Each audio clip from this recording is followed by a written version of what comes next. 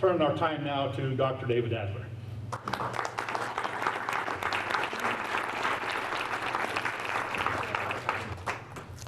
Thank you very much, Mark. Greetings, everybody. We're very happy that you've joined us today for a thoroughgoing discussion between our two candidates. We're very pleased as a City Club of Idaho Falls to be able to promote public dialogue. It is our great mission. Just so you understand the format today, and I've reviewed this with our two candidates, each candidate will have 4 minutes for opening remarks. They'll have 3 minutes for closing remarks. In between, when they receive questions from me, they'll have 2 minutes to answer. The opponent has 1 minute to respond, and then the original speaker has 1 more minute for rebuttal. And the great feature of this format, I think you'll agree, is that they each have the opportunity to ask of the other a single question, which we hope will bring some interesting dialogue. Ladies and gentlemen, I don't want to delay this any longer. Let me invite to the stage our two candidates, Sherri Ybarra and Jana Jones. Ladies. Which one? You can sit there. Great. Down here, Jana. Thank you. Thanks very much. One other point, we have a prize-winning timekeeper seated right in front of me, Amy Lintz. The yellow card, as the candidates know, means you have 30 seconds to wrap up the questions. The red card means you're done, you're toast. So, by virtue of a coin flip, Ms. Ybarra has won the right to offer the opening remark, which means then that Dr. Jones will offer the last word. So we're very pleased to have both of you here today. Thank you. Ms. Ybarra. Well, good afternoon. First of all, I'd like to say thank you for having me here. Idaho Falls, this is wonderful for the invitation, and the food has been fantastic, and everybody has just been very respectful and shown great hospitality. So first, I'd like to say thank you. My name is Sherri Ybarra, and I am running for State Superintendent of Public Instruction. I have nearly 20 years of experience on the front lines in all phases of education. I have been a classroom teacher for 11 years, a vice principal, a federal programs director, and a curriculum director. I do have 3 degrees. I have a Bachelor of Arts degree in elementary education. I have a master's degree in educational specialist degree with an emphasis in the superintendency. Under my leadership, I took a team from failing status to 4-star status, all by stretching the dollar, empowering the teachers, and maintaining a focus on a vision for education. For example, my platform of Address the Whole Child, simply stated, means that we will address the unique needs of our children as individuals. And we can do that with a focus on 3 top priority items. And that is making sure that our testing system takes a motion picture of growth over time instead of just one snapshot. The second piece of that is focusing on safety and support. When our kids and our teachers feel supported, they are at their highest achievement level. And the last part of that is focusing on 21st century abilities. And what that means is, simply put, just strong speaking skills, strong writing skills, and strong in the area of technology, and being able to problem solve. And I know that this method works because I've already applied it. I would be honored to represent you as the next State Superintendent of Public Instruction. I have the energy level, the enthusiasm, and the skill set that Idaho is looking for. My name is Sherri Ybarra, and I ask for your support in November. Good. Yes, thank you. Please hold your applause throughout until the very end. Thanks for being cognizant of it. Thanks very much. And now, Dr. Jones, 4 minutes. Well, good afternoon, and thank you to City Club for sponsoring this event. It's really good to be home. It's great to see some friends that I've known for years and worked with here in Idaho Falls, and also to have many of my family members here. Our schools are in real crisis. Many of our kids are not performing at the level that we want them to be able to perform. Idaho ranks near the bottom or dead last in so many indicators of quality education. We have over 40 school districts that are on 4-day school weeks simply because they can't afford to keep the lights on and the buses running.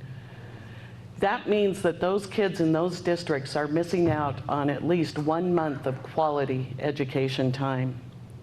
I could go on, but you know this as well as I do. And while there's a lot to argue about when we're in an election year, there's a lot of things that we need to talk about that really will help voters understand what's most important for our kids and what's most important for our schools here. But the thing is I think we can all agree that this is not where we want to be in education in Idaho, and we must do better. It's absolutely essential. What I want for our kids is very simple. I want safe schools. I want high-quality teachers that feel valued and supported. I want to have smaller class sizes, and I want to have modern, up-to-date classrooms that has technology that supports instruction and enhances learning for our students. And I want to have high, rigorous standards that prepare our kids for the future of their choice. But most of all, I want us to start feeling good about our schools again. Restoring that kind of hope and optimism is going to require firm leadership, but more importantly, leadership you can trust. With a doctorate in educational leadership and 6 certifications, including superintendent, and having spent over 40 years in education in Idaho, from a classroom teacher right here in Idaho Falls to being Idaho's Chief Deputy Superintendent of Public Instruction, I know what needs to be done, and more importantly, I know how to do it. The last 8 years has been very hard on our kids and on our classrooms. We cannot, as Idahoans, afford to continue down that path. My opponent did not vote on the Luna laws. She said that she would carry forward the Luna budget, and she would also move into the office next door to him right after the election so he could train her on how to be the next superintendent. I think it's time for a change, and I think it's time that we have strong educational leadership and have someone who can put politics and partisanship aside and has the experience to bring people together to do what's right for our kids and get the job done. Now, if you like Tom Luna, you're going to love Sherri Ybarra. But if the last 8 years have taught us anything, we can't afford to have a superintendent who is well-intended but ill-prepared. Thank you. Thank you very much. And now our first question, to which each candidate will respond, begins with a question to Ms. Ybarra. As you well know, Idaho ranks last in the nation when it comes to per pupil spending. What's your reaction to that? Well, I think that's really important because there's a lot of research out there, and we all know this is why charter schools were invented. Charter schools were originally invented for innovation, and so that we could work together to see in the traditional public setting what's working and what's not. And so what we have learned from them is it's parental involvement. That is the one thing that affects achievement. But those are the conversations that we have not been having around the state about what are we learning, what can we take from that. Now, do I think that we're spread dangerously thin? Probably. But it will be my job to work alongside the legislators to make sure that we have discussions about what adequate funding looks like. And adequate funding, I can tell you, is not large classroom sizes at the lower levels. It is not a lack of basic necessities, and it is not school districts that are on 4-day work weeks if they don't want to be there. The other thing is funding that is low and steady is better than funding that is erratic and all over the map. And what I mean by that is in education, just like in your home, it's really hard to plan for the future if you are wiping out a rainy day fund and you get a one-time payment for that. And so then what happens next year? And so I think that we need to take a hard look at achievement. I think we need to take a lesson on parental involvement, and I think that's the beauty of my platform of Address the Whole Child, is that we need to start taking a look at a testing system that takes a motion picture of growth over time so we can see exactly where it is that our students are performing. Now, I will be a tireless advocate for our students in every single thing that they need. It will be my responsibility to make sure our students have what they need, but it'll also be my responsibility to make sure that that dollar is stretched out to the maximum. Thank you. 2 minutes to you, Dr. Jones. Thank you. What Idaho needs is an advocate for our kids and for our public schools. The role of the state superintendent is to prepare a public school budget that represents what the needs are for our students. And as state superintendent, I will do that in collaboration with our educational stakeholders from around the state. We need to have a strong voice as educators, because what we have seen in the last 8 years, as we've seen the resources diminish, the number one thing that schools tell me when I talk to our districts, superintendents, when I talk to our school board members, consistently, it's that we do not have the resources to meet the basic needs of our students. And until we get back to where we were and have those basic needs met, it's going to be very hard for us to continue to be successful. They have stretched every dollar as far as they can go, and as a result, they've ended up to have to cut programs. They've had to cut budgets and transportation and all kinds of things that are really detrimental to our kids. What we need is a strong superintendent who can work collaboratively with the education field and with our legislature, and to help identify where resources can come from, but also to make sure that they understand if they want our education system to be the best that it can be, and that we want it to be our #1 priority in this state so we can have economic stability and we can bring and grow new businesses here. It's absolutely essential that we raise education and we give our school districts the resources they need to be successful. Thank you. 1 minute for rebuttal. Yes. I think sometimes when we constantly focus on the negative, that's very disrespectful to the people that have been on the front lines for us. And we've heard everything about what they don't have. But there were several districts in Idaho that did achieve and got all the way to a 5-star status. Do I think that we have some issues that we need to work on? Absolutely. Absolutely. But I'm here to help solve them and not offend people as I go across the state talking to them about. These are the wonderful things that have been happening in the classroom. You are an example of an administrator who took a school that had never in the history of Idaho made adequate yearly progress or at the least been a 4-star school. So I am proof that no matter how much money you were throwing at it, whether it was in 2002, 2009, whenever, they still weren't making any gains. It has everything to do with what kind of leader you have out front there who knows those kids, who knows that staff, and knows exactly what it is that Idaho is going to need to move to the next level. Thank you. Time. Thank you very much. Next question goes to you, Dr. Jones. Economic reports detail wide variances in per pupil spending across the state from district to district. Do you favor equalizing the per pupil spending? If not, why not?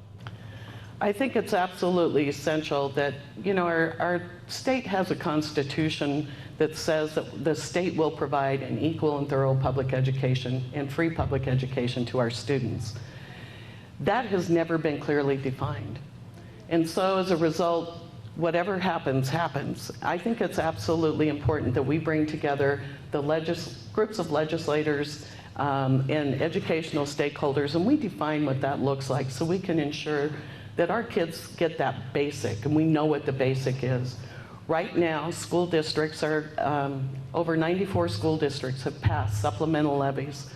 Used to be supplemental levies were for extra things, things like enhancing a gifted talented program or buying new equipment for the school, those kinds of things.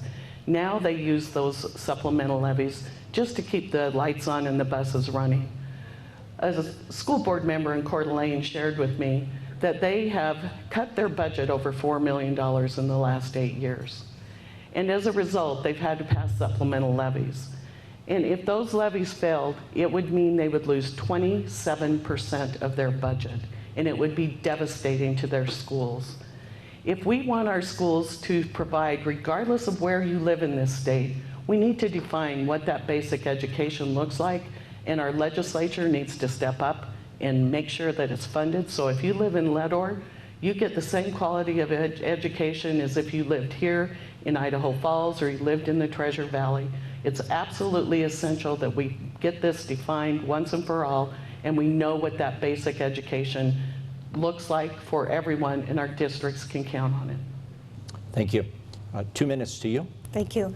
I think what you're referring to is back in 2006 when the tax level shifted, and that was under Risch. I don't think anybody could have foretold the future, and yes, that destabilized education. And it created the haves and the have-nots. And it is the constitutional responsibility of any officer to make sure we uphold that, a free and thorough public education. But as your next state superintendent of public instruction, if elected, it will be my job to walk alongside the legislators and communicate that to them. As your educational leader, that is the job of them to communicate that and say, this is not working, this is what's going on the front lines. We need to do things maybe a little differently, or we need to start exploring other avenues of revenue. Shake every tree, turn over every rock, do whatever it is that you need to do. However, under my leadership, I still made it work. And we went after different, I never asked for another dime. What we did in that building does transfer to the state of Idaho. And what we did was go out and do things like open the doors. The building that I was working in was 65% poverty and 45% English language learners. And I remind you, they had never, that building was built in the 1960s, they had never made any academic gains. And so what we did had nothing to do with money. We opened the doors and we said, these kids need access. They don't get to go to the library. They don't have access to textbooks. They don't have access to their teacher. They need access, increased time. Recess, you want to go to recess or do you want to come in? Do you want to sit in front of the computer? Do you want to learn? Do you want to use a virtual library? We brought in bring your own devices days where kids could get on the virtual library. Kids were walking down the hallway like this. We were saying, get off that library, get out of the library and get to PE. So those are the types of things that we did. Thank you very much. So we're going to ask a follow-up question, then we're going to come to you, Dr. Jones. So Ms. Ybarra, do you support the idea of equalizing spending across the state, and how would you accomplish that? I support adequate funding, and what that means is making sure that school districts are not operating on a 4-day work week, and that they do not have a basic lack of supplies, and that they do not have large classroom sizes. And so what that means is, what does that look like when you're talking to the legislators? What does that look like as your next state superintendent of public instruction when I'm having those conversations with them? And so you're referring to tax levels that are strictly the job of the legislators, and then my job is strictly to communicate to them, oh, you know what, I'm not so sure this is working. Thank you. To you now, Dr. Jones, 2 minutes. It's absolutely essential that we have a state superintendent who is strong, who has a voice, and is not just walking alongside the legislature, but working with the legislature. We need someone who can say, this is absolutely essential, and then help problem solve where we find those resources to meet the needs of our kids. Our taxpayers in Idaho have stood up in 94 districts and said, we want better education in Idaho by passing supplemental levies so their schools can continue to operate.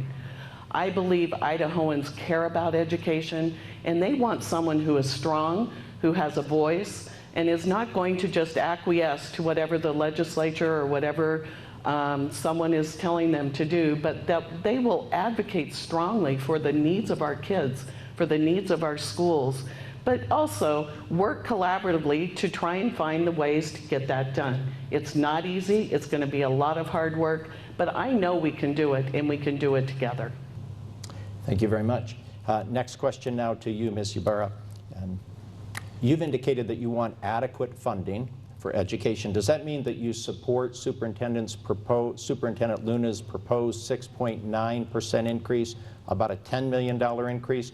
Do you think that's adequate, or would you be asking for more from the legislature? I'm so glad you asked me that question, because my opponent has stated earlier that I supported Mr. Luna's budget. And you know, I think it's important to remember that although there's missteps along the way, I'm not a finger pointer and I will not be disrespectful. That's just not how I operate. Mr. Luna's budget is just that, it's his budget. And so I understand that I can take the opportunity to go into that office and transition in. I'm a strong girl. I don't think I'm going to take on anybody's personality or let them tell me what to do. I think we've learned that already. But that's how you prepare for this. And as one of the chief financial officers for my school district, for 9 schools, nearly 4,000 students, and 300 employees, that's what I do for a living, is budgets. And I work with another guy who's a business manager, and he works with his part of the budget, and we come together and we present that to a team. And I have done that now for a few years.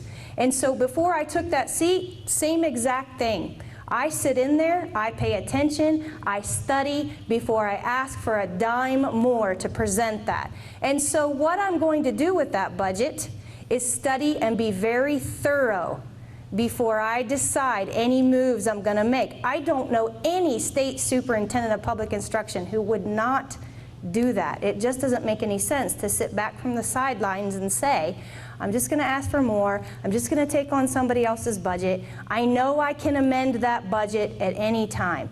So I'm going to take my time and I'm going to thoroughly study that before I make any moves. I have 2 months. If I take that transitional period, I have 2 months. That's plenty of time. Thank you. 2 minutes to you, Dr. Jones. I think it's unfortunate that we continue to mislead people about what we do and how we operate. A chief financial officer is someone who is over the finances of the school, and there are business managers in our school district. And regardless of what you say, Sherri, you're not a CFO. You're a project director or a program director for federal programs. Yes, you have a budget, but you're not a CFO. And I think it's misleading to lead people to believe that you've done that. But I can tell you that I have worked on the state budget. I worked on this public school budget when I was in the office with Dr. Marilyn Howard, and I know what it takes to move it forward. I have looked at Tom Luna's budget, and there are too many things in there that need to change. It's got a lot of strings attached, which I'm hearing from our districts. They want the ability to make the decisions for themselves. And we need to free it up and do local control and give it back to our school boards to do that. We also, in the area where things have been cut in operations, Mr. Luna's budget only proposed a $10 million increase, which is not meeting the #1 recommendation from the governor's task force, which was to restore funding back to our public schools. We can't do it in little increments if we're going to meet the needs of our school districts. I know what it takes to prepare a budget, and I also know that we only have until November 28th to submit a revised budget to legislative services offices. So we're going to have 1 month to revise that budget. We can't do it at any time. It can only be done according to the guidelines set by the state. So it's absolutely critical that we have someone who can look at that budget, know what needs to be done, get it revised, and get it resubmitted by November 28th. And I can do that. Thank you. 1 minute for rebuttal. You can't amend it at any time? No, You can't amend the budget. You don't have the opportunity to make an amendment. not as a state superintendent. And if I'm not a federal programs director and a curriculum director, I'd like to know what you think my job description is. If we're simply just program directors, what is my job description? Have you ever been a federal programs director? Yes, I have. And a curriculum director? No. So you know my job description? Ms. Ybarra, I'm going to interrupt here for a second. Per our protocol, you'll each have a chance to ask one another a question in just a moment, but I want to go back to the question that you're being asked. So you've seen Mr. Luna's budget. What do you like about it? What don't you like about it, please? Well, there are some things in there that are earmarked, and so what that means is the school districts can only spend it in certain areas, and so those are the things that I would like to take a look at and remove that and give back local control to districts, because until they have an opportunity to make those decisions, you don't know if they have adequately what it is that they need, and so then only then can you start having discussions. Thank you.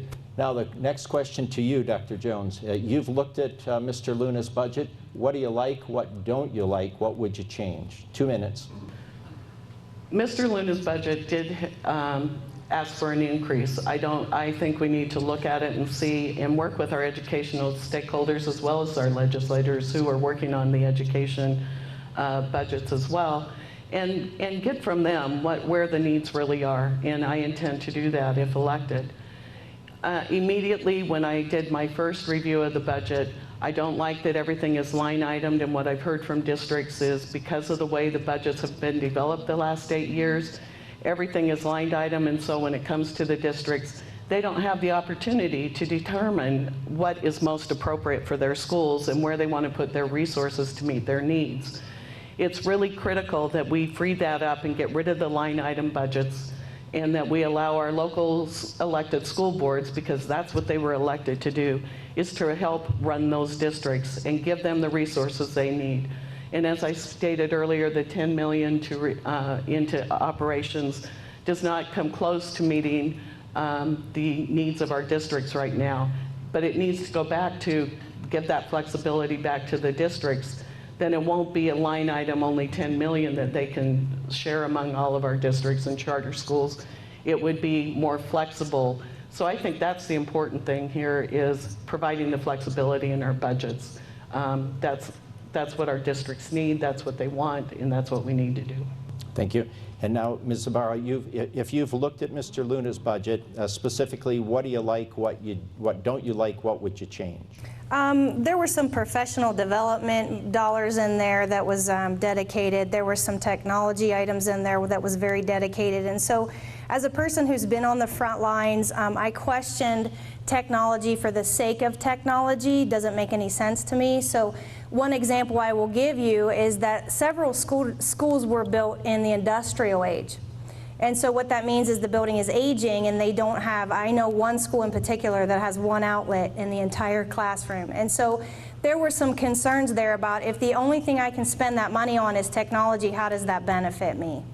And so those are some of the things I've been looking at that I would like to change, that I would look at changing, and remove some of those strings to give back local control to districts. Thank you. 1 minute back to you for rebuttal. I just think it's very important that we have a state superintendent who understands public school budgets, how they're developed, what it takes, and that we don't have to wait to review, but we can get right in there and go to work day one. I am that person who has that background knowledge and skills to make that happen. Thank you. New question, and now to you, Ms. Ybarra. We've reached that time in the program where you each invited to ask the other of a question, and you'll have 2 minutes to respond. Would you like to ask your opponent a question? I would, thank you. I would like to ask, when's the last time you were in the classroom as a teacher? How long ago? Last time I was in a classroom as a teacher was in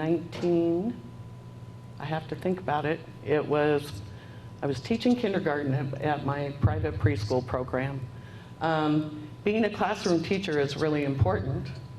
And I value the time I had as a classroom teacher, over 10 years between teaching in public school and then teaching in a private early childhood program that I owned and operated. It was a great experience for me, and it gives me the perspective of what teachers need and the kind of support that they need. I think it's real important too that being the state superintendent isn't about being a classroom teacher. It's about providing resources and providing guidance at the state level to what needs to happen on the broader policy spectrum. Understanding how policies are written, how policies affect districts, and that we're not making policies that is a one-size-fits-all. The policies that we make have to work as well in Leadore and Chalice and Mackay as they do here in Idaho Falls and Bonneville and Rexburg. And that we can't have a superintendent who's only had a one district experience in one area, never worked anywhere else in the state, until you've traveled this state and worked in all these different districts. Then you understand how important it is to have a broader perspective than a one district point of view. And that's what I offer. Thank you. Now you have 1 minute for rebuttal, please. What my opponent has really said to you is she is the only leader in this room that teachers are not leaders, that parents are not leaders, that principals are not leaders, that vice principals are not leaders, that superintendents are not leaders. She is the only leader, and that's very offensive to the very folks that she is going to have to be moving forward in education. As a person who has been on the front lines with her sleeves rolled up, a part of all of this, I am very well aware of what is going on, and absolutely have spent all my time with those people on the front lines, understanding what it is that they're going through, because I've been doing it as well. And that is the exact experience that I'm going to bring to the state of Idaho as a certified superintendent with all that experience under my belt. Thank you. Moderator's prerogative. I'm now going to give you a minute to rebut those remarks, and then you'll get a minute for Sir rebuttal. Please. I was standing here speaking, and I don't believe I dissed any person or anybody in the room. Teachers are incredible. They're classroom leaders. They do a lot. I didn't diss parents. And to say that is very misleading. It's really unfortunate that we have to we make up things to make us sound good. I can tell you that I understand every person and what their jobs are in our districts, what they do for our districts, and how they need to be empowered to do their job. And as state superintendent, I will empower our folks and not put into place policies that will inhibit them or take away from them in any way, shape, or form. Thank you. Now 1 minute back to you. Oh, I'm good, thank you. You're good? Thank you. All right, now it's your opportunity. Dr. Jones, would you like to ask your opponent a question? Sure. Sherri, last week in Lewiston, you were talking to a group of Republicans, and you were talking about the state budget, and you said that Idahoans should, and I quote, stop asking for more when it comes to educational dollars. And then a few days before that, when we were in at the City Club or in the Treasure Valley talking at one of the forums we were at, you proposed that you would carry forward Tom Luna's budget, which asks for a 7% increase. And then again today, you've been talking about having adequate funding. I'm just really confused. Which is it? Are you saying stop asking for money, or are you saying we need more money? Well, first I would like to talk about my visit in Lewiston with folks up there. So the question was about the budget. How much, let's back up, how much is dedicated to education? And I said 60%, over 60% of the state budget is dedicated to education. That's 47% K through 12, and then the rest higher education and research, ag research. So there's the full 60%. And I said, that tells me something. That tells me that if over 60% of the state budget is going to education, we need a state superintendent who can be thorough and study through that. Stop asking for more until you are studying and making sure every single dollar is stretched. And that comes from the experience of the school that I came from, that everybody told me as I went in that building, you are not going to make a difference. There is not enough money. That school has never made any gains. Those kids can't speak English and they're poor, and it's just not going to work for you. And I said, you know what, I'd like an opportunity to study that budget and make that determination. Those teachers need my support, and those are somebody's most precious commodity. They can make gains. They can make academic gains, and I'm going to prove to you that money has nothing to do with it. Now, did they need basic supplies? Absolutely. And so we worked on that piece, and that's where we focused. But we focused on a vision for the future. And like I said earlier, do I think we're spread dangerously thin? Probably. But until I get an opportunity to prove that we have stretched everything, and I am the state superintendent who goes before the legislators and says, this is just not working, you're not going to hear me be the politician and have it come out of my mouth and later on have to swallow that. It's just not going to happen. I'm not a politician, I'm an educational leader. Thank you. 1 minute for rebuttal to you, Dr. Jones. Well, what it sounds to me like is a politician talking, that when I talk to one group, I say one thing, and when I talk to another group, I say something else. And that is exactly the kind of political speak we need to stop doing. We need to be able to have a superintendent who can be honest and upfront, speak clearly about what the needs of our schools, that can stand up and defend anything that is asked for. I, as a state superintendent, will not be asking for frivolous money or more things than we need. But working with our local districts, they can tell us every day where their gaps are, where their holes are, how they can't recruit and retain teachers because of where our salaries are in this state. It's not going to be something that's just a pie in the sky, and I'm not, as my opponent has referred to me as a tax and spend, that I have that mentality. First of all, I can't tax, and then spending is really based on the needs of our kids in our schools. Time, please. Thank you. Next round of questions, and this goes to you, Dr. Jones. In your view, has the Idaho legislature met its constitutional requirement to provide for fair, thorough, and uniform education in the state of Idaho? 2 minutes. Our governor has actually stood up and said that Idaho is not meeting its constitutional obligations. And so as a state superintendent, and when you look at that, you can tell and you know that our state is not currently meeting those obligations, and that we need to find ways to make that happen for our schools. As a state superintendent, again, what I talked about was bringing that group of people together so we can finally define what that Constitution means and how we're going to then go forward and find that stable source of funding, regardless of what it takes. But I think our legislature wants to stand up and do that as well. They believe in our schools, they believe in our kids, and yes, we want to be fiscally responsible, and I am a fiscally responsible person. I don't want to cause us to have any harm or damage to any other services that this great state provides. But I do know if we want to turn our economy around and we want to have strong, viable communities, the thing that makes that happen is our public education system, and it's time that we have someone that will stand up and advocate for that. Thank you. 2 minutes to you, Ms. Ybarra. I think it's important to remember that, like I said earlier, as a constitutional officer, it is our responsibility to uphold the Constitution and make sure that schools are funded adequately and thoroughly. But it's also important to remember that the people elected the legislators, and the people elected the governor. And so although I can't tell them what to do, it is part of their job. And again, we could have never foreseen the economy taking the turn that it has. And so yes, the governor and the legislators are very aware of what's been happening, and they are more than willing to work on it and move forward. I think this economy has been hard on everybody, including me and my family. So that's no big secret.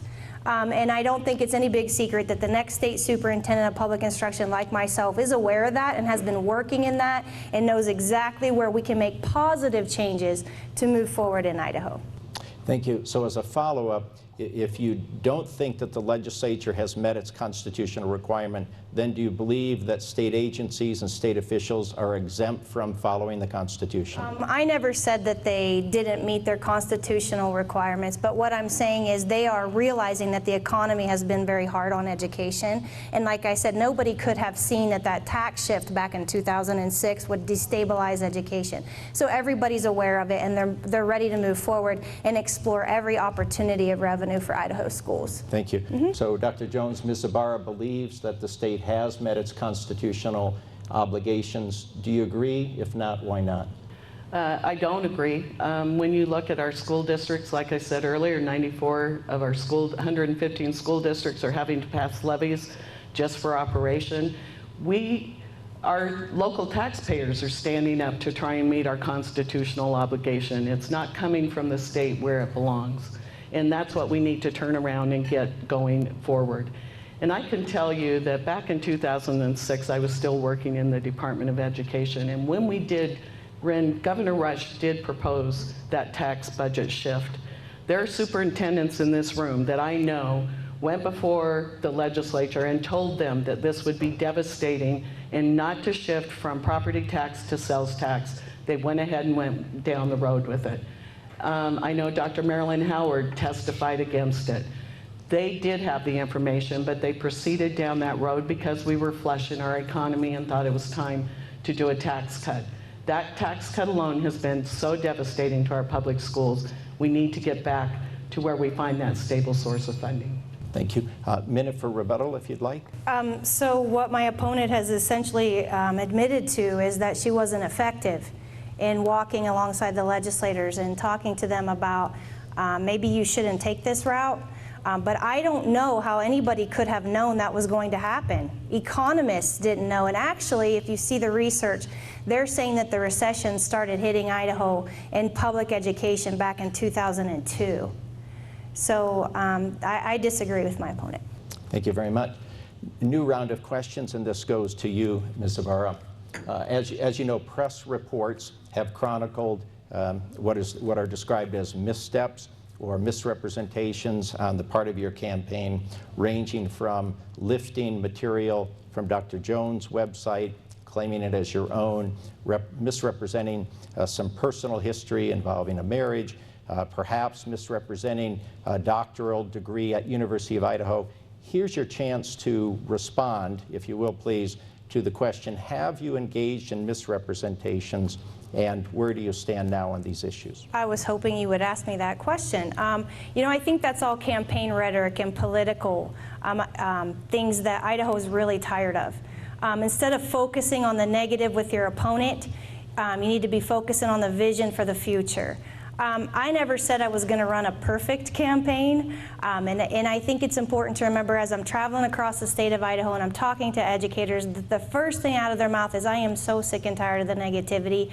We need someone who is going to maintain a hard focus on our kids and be an educational leader. And you are that person because you've been there. You get it. You understand. Everything that you say makes sense to me. And you have a child. I have a child in the public school system right now, and I am not going to do anything to my own child or expect anything out of my own child that would be detrimental. And so, you know, these are people's most precious commodity, and they want to know that their leader knows everything in every phase of education, and they want to hear more about the focus on education and less about the political rhetoric and the campaign stuff. And that's what I'm here for today, is to talk about education.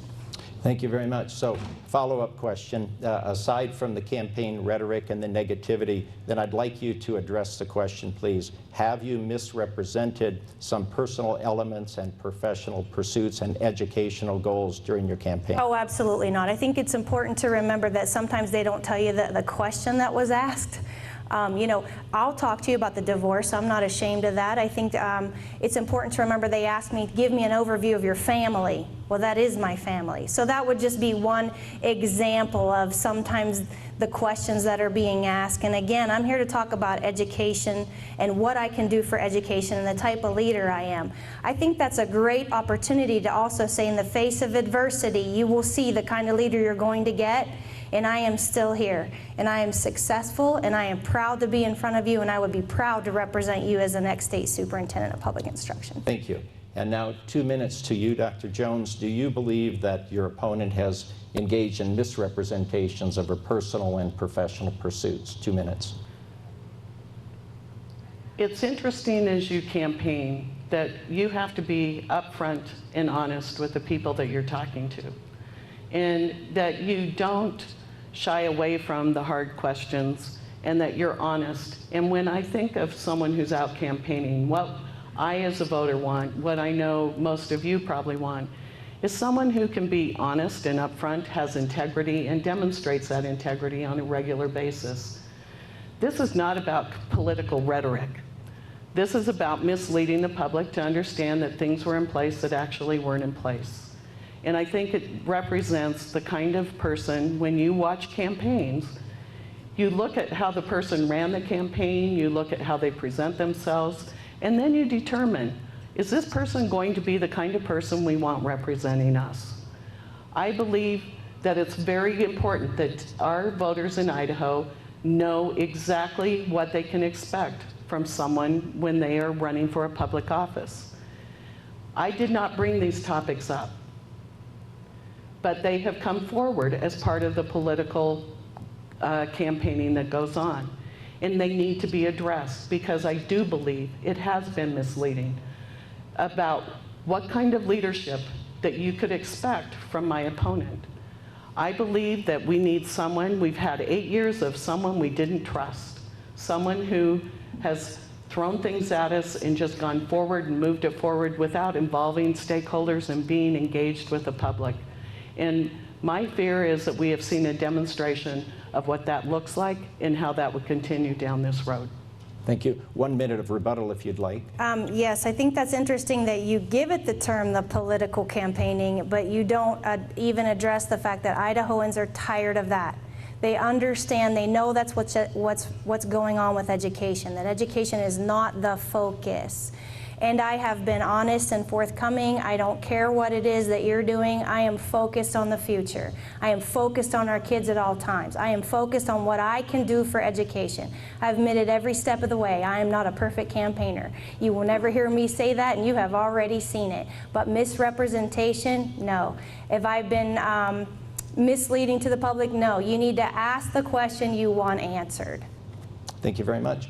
Next round of questions now to you, Dr. Jones. As you know, Idaho has a very low ratio when it comes to the number of high school graduates going on to college. In your view, what key change is required so as to persuade and to promote higher attendance at our universities and colleges so that we can guarantee that our students successfully complete a post-secondary degree curriculum? It's real important, first of all, that we look at our current standards that we have, or our expectations for our students. And having high expectations for our kids so that when they graduate from high school, that they can make the choice that they want, whatever their future may be. And having those kinds of standards, what we hear from our universities, our kids are having to take remedial courses, and from employers that they're not prepared. So it's real important that we have higher standards, higher expectations for our kids, and that we better prepare them for the next step in their life. I think it's also important that we look at other kinds of opportunities for kids for a go-on rate. Higher ed is one option, and our community colleges is another. But we also need to value that some of our kids go into the military, and that is the way that they can sometimes get their next training opportunities or their education paid for. We need to also look at professional technical programs and how kids can articulate from one professional technical program in high school to community college, and that those credits transfer. We also need to look at trade programs. A lot of our kids want to go into a trade where they have apprenticeship programs. Those are all areas that we need to value and that we need to count as part of our going on rate, because that's what we do, that's what we have in Idaho available to our students. And then, you know, just work real hard that our kids are also prepared to meet some of those soft skills that I'm hearing from employers. Time management, good written and verbal communication skills, and that they have a strong work ethic. And we can do that in public schools through the way that we have set expectations for our kids. Thank you. As moderator's prerogative, as a follow-up question, do you think that the standards currently in place are satisfactory, or do they need to be raised K through 12? I believe that the standards that we have currently adopted, the Idaho Core, is a step in the right direction. The standards we had before, that's where we ran into the problems and the issues that parents were, and our universities were saying our kids are not prepared. But I do know in traveling the state, as I've talked to teachers and I've talked to folks out in our districts, they're telling me that there's some issues with the standards, that there's some holes and gaps that need to be filled. Also, parents have shared with me that they have some current concerns about certain standards. And I've committed to them that as superintendent, I will bring a group of folks together, we'll review the Idaho Core standards, we will put them, revise them, and make them work for Idaho, rather than just, you know, moving forward with the way they're currently written.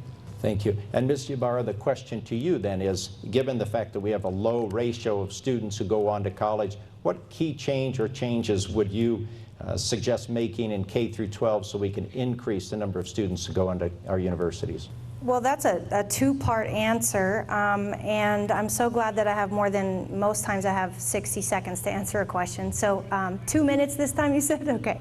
So the first part of that is, let's back all the way up and make sure that our graduation rates are correct, and that's exactly why we went to a new calculation or a cohort, is because we used to just, if they graduated from high school, give a check.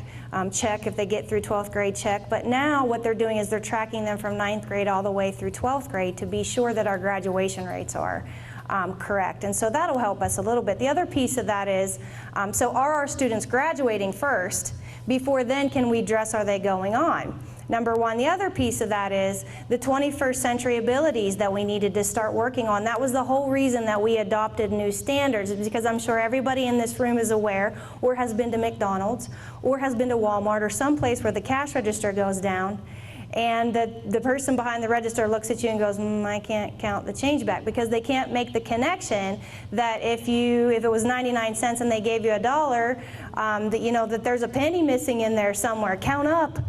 So that's a 21st century ability, and that's why we needed new standards, because what's happening is kids are needing remediated. And so they are stressed, and they get to college and they realize, oh, I'm not prepared for this. And so either they drop out, or even worse, they never return. And so that's exactly why we went to new standards in Idaho, is because we were realizing those 21st century abilities, kids were not connecting the real world to the academic world. And so that is great, because that's our new focus in Idaho. And those are two things. The other thing is creating access. That's why we went to a lot of the online courses, is so that kids could start preparing early and get a grip on, is this for me or not? And so it was really nice that I had a conversation with a family in Mountain Home because of the Air Force Base. They said, oh my goodness, Idaho, you need to shout that from the rooftops that you are giving access to kids through online classes. Thank you. Thank you very much. Next question, last round of questions, and this goes to you. The first question goes to you, Ms. Ybarra. Studies show that here in Idaho, 50% of the children who enter kindergarten are unprepared to learn. Are you a supporter of early childhood education? And if so, what would you do to promote that? I agree with that. And it's interesting that my son himself, I didn't send him to school until he was 6 years old. He just wasn't ready, and I'm a teacher. So that's an example of, would I mandate preschool? No. Does the opportunity need to be there? Yes. Because every dollar that we invest in preschool, you get an $18 return. The other piece of that, as an educator, we all know, and parents know this too, education starts before you arrive to school. And so the bigger the achievement gap gets, the older they get, the harder it is to close it. So start early, start often. Now, when we talk about funding, someone always goes, well, you said they could either or. Yes, because I would have been the parent that would have been offended had you mandated that. My son was not ready for that. I took care of that at home. So choices and opportunities, the opportunity needs to be there, and we need to be creative in the funding. And let me give you an example. So we always talk about, oh, kindergarten. We should make it a full day. We should make it a half day. Most districts in Idaho, did you know, are already full day kindergarten? Because they've been creative with the funding. Kids that need the full day are getting it. So there's pilot programs out there. Kids who don't need the full day are not getting it. Parents have the opportunity to say, no, my student doesn't need the full day kindergarten. So we can do that. We've already done it. We can do that with preschool too, with a state superintendent of public instruction who knows how to be creative and knows how to get the job done. Thank you. Question to you now, 2 minutes, please. Early education, early learning is a passion of mine, and for many of you here in the room, I actually had your children at Progressive, and know that I understand and value having good access to quality early learning programs. We do know that it makes a difference for our kids. I believe that Idaho has not taken a serious enough look at it. And what I hear from folks is, as we talk about it, is that we don't have good Idaho data. We have national data that shows the importance of early learning and kids having access to it. Representative Hyclock from Boise has proposed, and I hope he will bring back this year, a proposal to fund a pilot program in early childhood so that we can gather the kind of data that our legislators need to make good educational decisions for our young kids. In the meantime, there's some things that we need to do. We need to work hand in hand with our current early childhood providers, Head Start programs, child care centers, preschool programs, and make sure that they understand what the expectations are for our kids when they come to public school, so that they can be working on those things as well. And if we can move forward with providing early childhood programs, then we need to make sure that we are not diminishing some of the programs that are out there. Head Start provides access to the kinds of things that school districts don't do for some of our kids, which is quality health care, dental care, those kinds of things.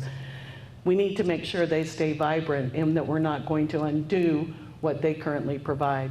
And so as a state superintendent, I will advocate strongly for however we can get down the road so that we can provide access to early learning programs that parents can choose whether or not to send their kids to. It should not be mandatory, but I believe that most parents, if they have the ability, that they will choose to send their kids. Time, thank you. 1 minute of rebuttal if you'd care. Oh, no, I know that we take advantage of a lot of those programs in our school district. The Head Start programs especially, there's two different kinds. There are two different divisions. There's the migrant Head Start piece for early language learners.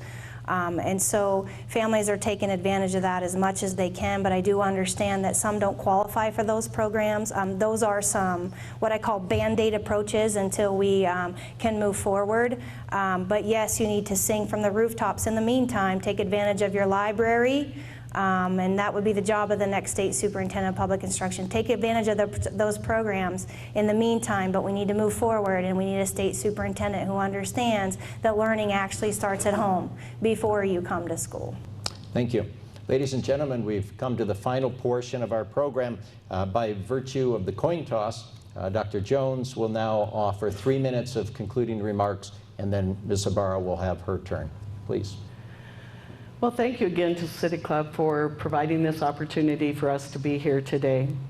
You know, we only get one chance to educate our kids, and we owe it to them to get it right the very first time.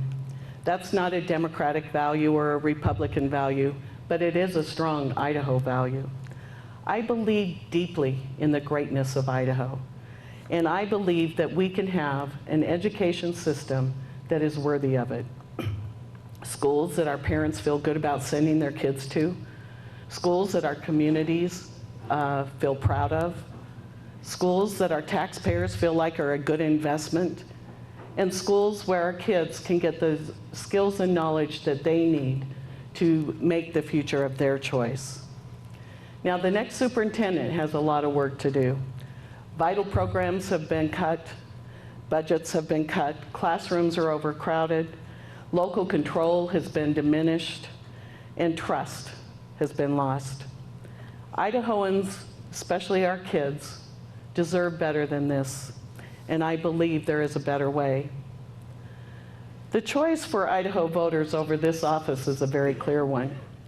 I am better prepared, I have more experience, and will provide leadership you can count on to always tell you exactly like it is. My opponent will continue the race to the bottom that Tom Luna has led us on. And I have to say, how a person operates as a candidate and the kind of campaign they run is indicative of how they'll be in office. Tom Luna has created a trust deficit in this state for our state educational leadership, and Idahoans have had enough. My pledge to you today is to always advocate for our children and for our schools. You can trust me to advocate for our school boards to make the decisions that are best for their schools and that it won't be top down from the state. And you can count on me to provide leadership that will always listen, be inclusive, transparent, and accountable, but most importantly, leadership you can trust. I'm Jana Jones. I'm standing up for kids, and on November 4th, I hope you'll stand with me. Thank you. Thank you. And now 3 minutes to you, Ms. Ybarra. Thank you for listening during this entire debate about one of my most favorite subjects, which happens to be education. And thank you for your hospitality and your respect, and the food was wonderful, and I keep eyeballing it because as soon as we're finished, I think I'm going to go finish my plate there, but for the respect that you've shown me, I really appreciate it. You really do have a stark difference in choices for candidates for this position. I have been on the front lines of education for nearly 20 years with my sleeves rolled up, earning the respect of the very team that I'm going to need to lead forward in Idaho. I am a conservative leader who believes in stretching the dollar and using it adequately. I also understand that I am in the prime of my career. I have the enthusiasm, the skill set, and the energy to move us forward in Idaho. And I would be proud and honored to represent you as the next state superintendent of public instruction. My name is Sherri Ybarra, and I ask for your support in November, and I thank you for your time. Thank you. Ladies and gentlemen, let's give both candidates a nice round of applause. Thank you. Thank you, Jana. Thank you, Sherri. Good. Thank you very much. Great. And ladies and gentlemen, remember our program here tomorrow featuring Holly Woodings, candidate for Secretary of State. Thank you very much.